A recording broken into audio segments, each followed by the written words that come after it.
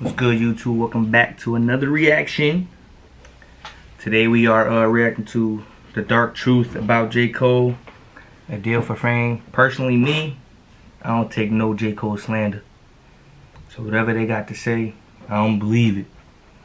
J. Cole's probably top 3 of my favorite rappers. So let's get into it. The truth is, J. Cole is considered one of the greatest rappers of his time, alongside of Kendrick Lamar and Drake, being considered a top-tier lyricist since his initiation into the music industry. Many music fans praise J. Cole because they believe he stands out from the rest, that he didn't sell out and doesn't rap about the same thing that everybody else does. But is this really true? Is J. Cole really that different from the other mainstream artists? Or is this simply an illusion to hide the fact that J. Cole is part of the very same destructive system? Join me in this episode as we uncover the dark truth about J. Cole. J. Cole was born January 28th in Frankfurt, Germany, on a military base his father was stationed at. By the time Cole was 8 months old, his parents had split, with J. Cole and his mother moving to the U.S., arriving in North Carolina. When Cole was growing up, he showed a massive interest in sports and music, even serving as a first-chair violinist. Cole would begin rapping at the young age of 12, and since then, he knew he can make it as a rapper the moment his mother gifted him a musical sampler for Christmas.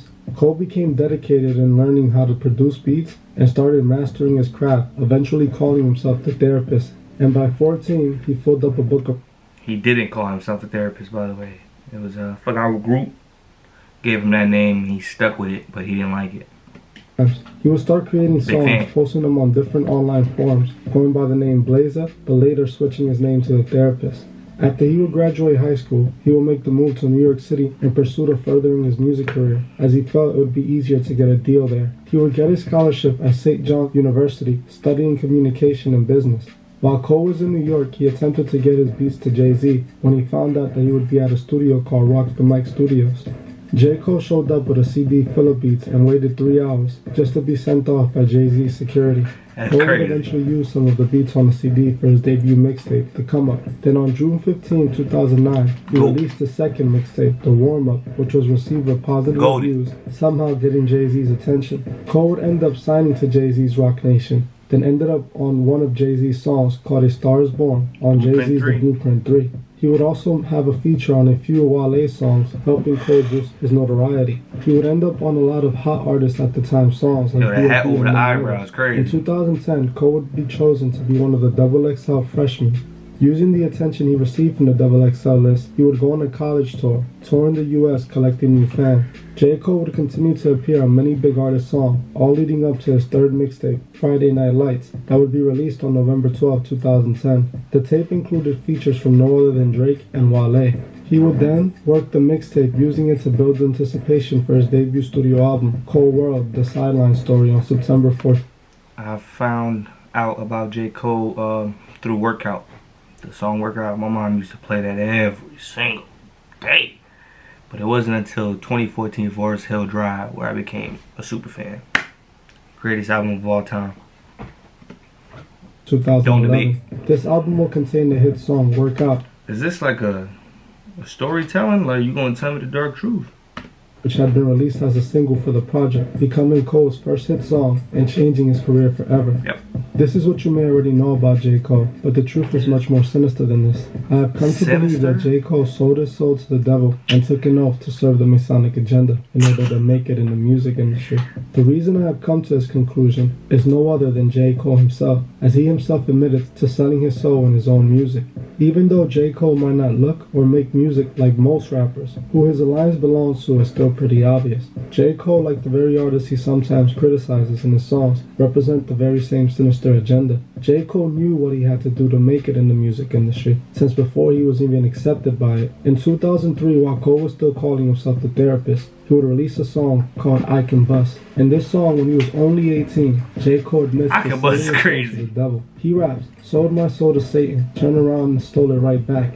Just like we have already seen with a few artists I've done videos on that have admitted to selling their soul, J. Cole thought that after he sold his soul to the devil, that he can somehow get it or steal it back. Even before J. Cole had a record deal offer, he knew that he had to sell his soul to get where he needed to be. This isn't the only song Cole admits to making a deal with the devil, as in his song Illuminati off his Born Sinner album, he once again admits to making such a deal. In the song, Cole raps, "Please forgive me. According to a preacher man, he needs Jesus in him, but the devil runs the TV, so them demons in him. I'm in trouble. Did a deal with the devil, now I'm pleading with him. Let me get my soul."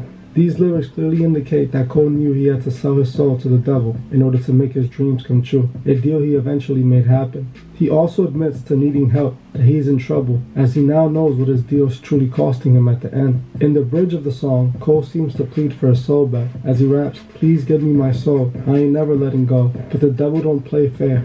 Like we've seen many times on this channel, many artists that agree to give Lucifer their souls for fame and fortune can be seen regretting that very deal, and this is what seems to be happening with J. Cole. Cole even goes on to admit that he's going to join the Illuminati, right before he disses everyone who thinks he is part of it. We have seen this before, as artists like to confuse their fans. J. Cole did not join the Illuminati because he can't, but he is clearly a Freemasonic puppet like the rest of them, who openly admitted to selling his soul and pleading to the devil for his soul back. The album this song was on was called Born Sinner, and on the album cover we can clearly see exactly who Cole sold his soul to, as his album cover seems to show Lucifer himself. To me, it's no coincidence that this is his second studio album after signing to the biggest Masonic puppet in the music industry, Jay-Z. Just after being signed for a few years, he already wanted out of his deal with Lucifer and wanted his soul back. We must really think to ourselves, how did J. Cole get in the studio with Jay-Z when he was still a nobody? How many rappers do you know that are still very new with no fans get in a room with Jay-Z? He not only got in a room with Jay-Z, but got signed to him when he didn't even really have nothing to offer. The only way to get in a room with a man like Jay-Z is to be part of the same brotherhood. In my opinion, Cole and Jay-Z are both Freemasons, and we can see this in J. Cole's video for his song ATM. His video for ATM shows exactly what Cole has done to make it, and who he has aligned himself with for his fame and fortune. The video starts with J. Cole sitting on a golden throne as it flies through the clouds. Behind Cole can be seen kids blindly chasing after a dollar that's on a fishing rod that Cole is pulling. He opens the song by rapping, "Will I fall or will I fly?" even admitting to having a slice of the devil's pie. The intro clearly depicts the control artists like Cole have over their fans. The scene also represents the chase, as they show everyone manipulated by it. They want Cole's financial freedom and are willing to do anything. It's very artistic though. This scene shows just how manipulated the music industry has its fans, as they would blindly follow their favorite artists to their own demise.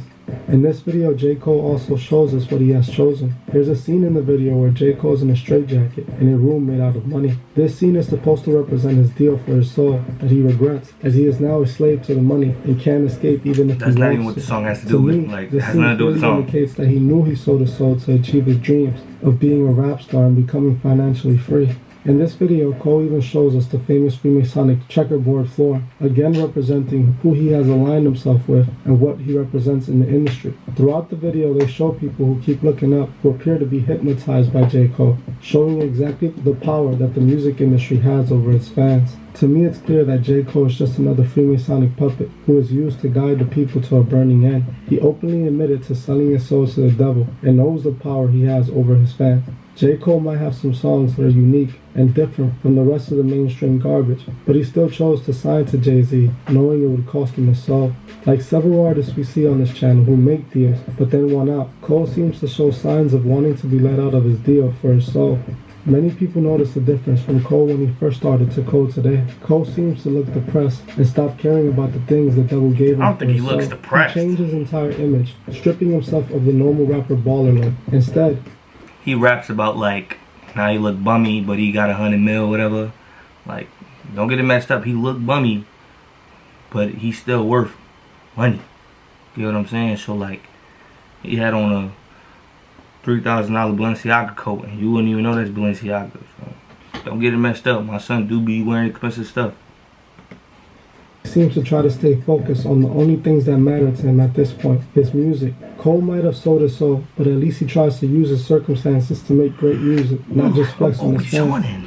It's sad to me that so many artists get manipulated into selling their soul in order to achieve their dreams, just for them to realize the deal isn't worth it. Like I always say, we must remember what these artists have done to be in our faces, what they have to continue to do in order to stay relevant. They need us to be manipulated and controlled by them so they can prove they are successful. Music is a powerful weapon that has been used by Lucifer since the beginning of time. It's not just music, it's more than that. As we listen to our favorite artists, we must remember what agenda they have agreed to push, and we must not let them manipulate us. They want to assure we follow them to a burning end. We must remember to help those who can't see the truth, find the truth. Thank you for watching this episode of The Truth Is. I'm gonna be real. Pulled a lot of facts out, you know, the devil lyrics and all of that, but it's Jermaine Cole, Jermaine Lamar Cole. He ain't selling his soul, man. But you know, people always gonna find bits and pieces and all of that, but he ain't selling his soul. I ain't buying it. Right now, greatest rapper alive. So yeah, I ain't buying it. But let me know what you guys think. I'm not buying it, but yeah. See you next video.